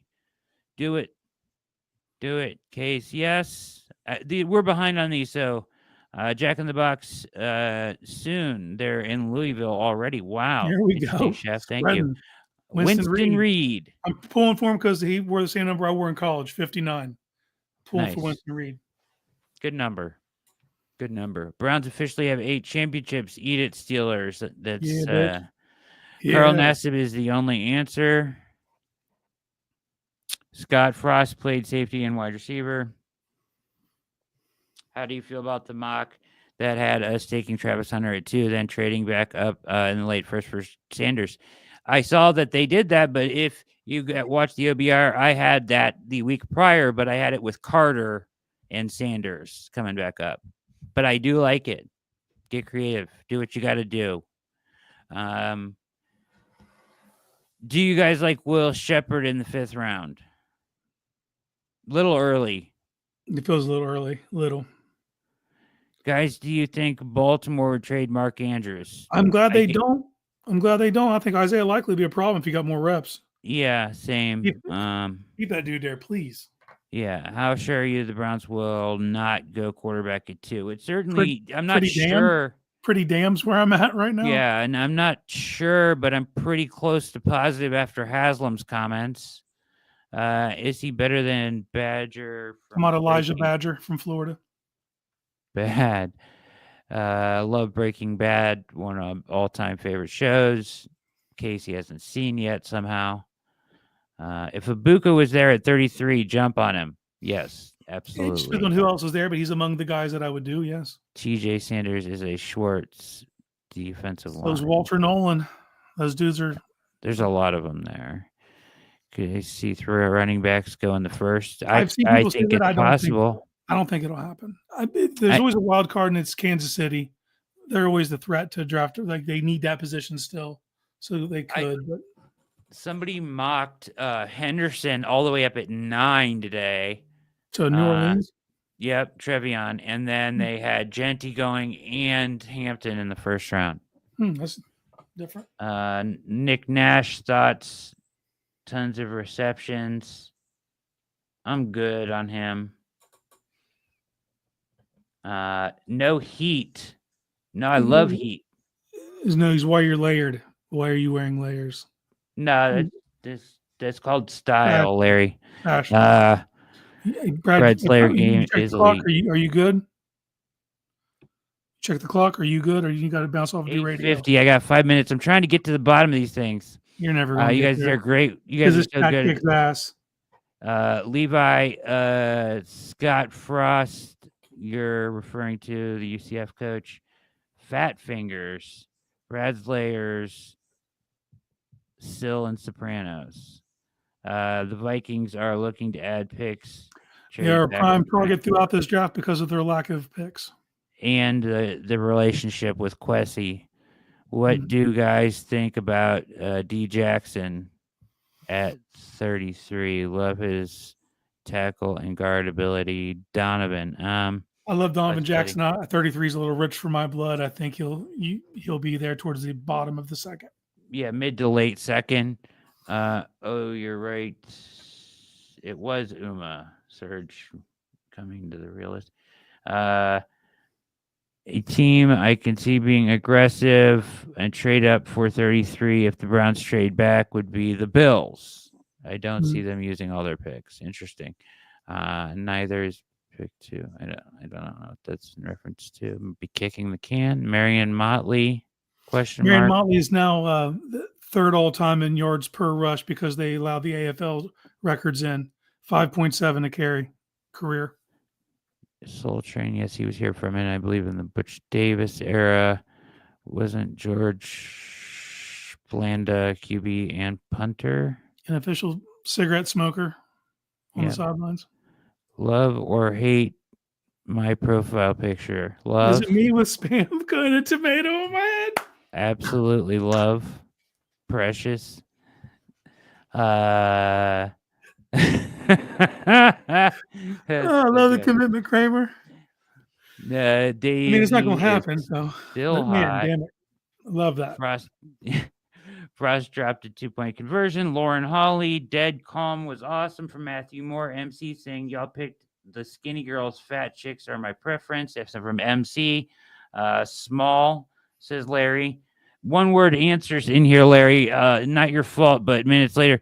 Archie Manning, Lenore's Sellers, Drew, Aller, Nico, Llama Llama Ding Dong, Garrett Nussmeyer. Yeah, quarterback class looks nice, man. I'm a huge fan of Nico. And everybody's going to point to that Ohio State game. It didn't look good. The kid's mad skilled, man.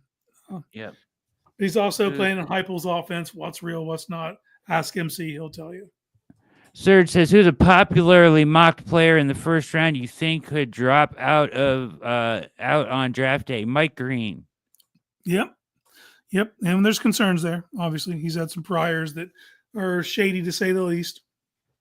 The names that I get surprised though in mock drafts, Colston Loveland somehow keeps being available, and it's not going to happen. Someone's taking that dude in the first round, but it keeps happening over time. So maybe he slips Logan out says, Wu-Tang, for the ODB and children. RZA all day long. Ban case forever. Nah, Jeff, Kind of you love me, down Jeff. Don't do with it. the UGA guys this year, other than Starks, Wilson, Eric, Mulpet Man, and the other excellent athletes. Not much production there after my time. Lioness was excellent, Manimal. Nicole Kidman is in that one, and Lioness is a good show. Just looked up Levi. There's Frost Brown 2000. I'm trying to get through these. Wu-Tang or Turkey Hole. Turkey Hole. Just kidding. Ghostface by himself is better than Bone. Ghost is nasty. That's insane, though. Ghost Winkler. is nasty. LL down here. I was about to ask Hank Williams or Conway Twitty. Hank. So the racial draft, Wu-Tang. Oh, from the Chappelle show. Very funny. Pre-rap here, pre-MTV, says Larry. Hank. Bone Thugs put us on the map. They did. Bone Thugs forever. LOL. Woo. Raekwon. Purple Tape. Only built for Cuban Links. Classic LP. First of the month, one of the Thugs was wearing a Mark Price jersey. When everyone was wearing Jordan Bulls, proud moment. Outlander is great. Time travel. I didn't know it was about time travel. Interesting. Casey, I'm from near Gallipolis, whatever you say that. When it comes to time travel, I used to like Doctor Who, but I haven't seen it in years. Outlander just completed its 7th season. All right, I'm moving through these quickly here. I saw a lot of Donovan Jackson going early second, but we'll see. Okay. Just hope the Browns turn things around while I'm young enough. Hey, preaching to the choir, brother. Burden or Green, even Pierce. Interesting. Stupid Squid Words. Squid Swords. I think Liquid Swords is what he's meaning to write. Album by the Genius. Swords. There. We caught it up. I got you. Appreciate you all. Great AMA. And you guys are fantastic. Best chat in all the world. Casey, any parting words before we get out of here? I'm due on the air in about 3 minutes here. I bomb atomically. Yeah. Wu-Tang forever. But Bone Thugs as well. Thanks, guys. Appreciate it. Had a fun time tonight. Can't get got to laugh to keep from crying sometimes. Good show. Appreciate your contribution as always. Keep it locked at the OBR all week long. Back tomorrow night for things I think I know. Hit like, subscribe, and the notification bell. Getting you ready for the draft for Casey Kinnamon. My name is Brad Ward. Have a wonderful Thursday night. We are out.